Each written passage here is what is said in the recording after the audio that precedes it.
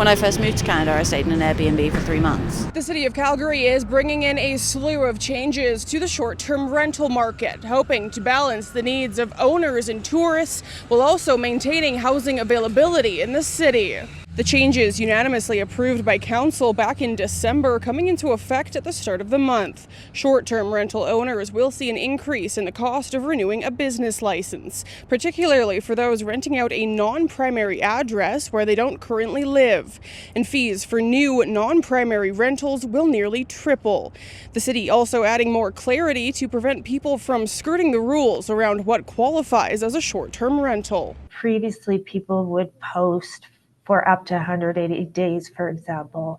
But then once they were on the website, they would post for shorter stays. The city says only about 1% of the housing in the city is short-term rentals, like that of an Airbnb or Vrbo. But they're adding protection for affordable housing by banning business licenses and homes that are marked for affordability. A lot of people new to the province in the last 5 years, and people need a place to live. Some tourists visiting Calgary say this is a good move. We've been house hunting in Vancouver. It's been quite frustrated. So I fully understand that you guys why impose this new policy. Some say they don't feel tourists would be dissuaded if the cost of fees are passed down. Actually, someone who's never been to Calgary before looking for an Airbnb, they wouldn't know the difference. The city adding there is a contingency plan in case Calgary's rental market tightens. If the rental vacancy rate in the city falls below 2.5%, well, the city says they won't be issuing any new business permits for short-term rentals for people who want to have that short-term rental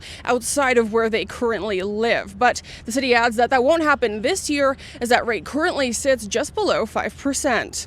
In Calgary, Jillian Code, City News.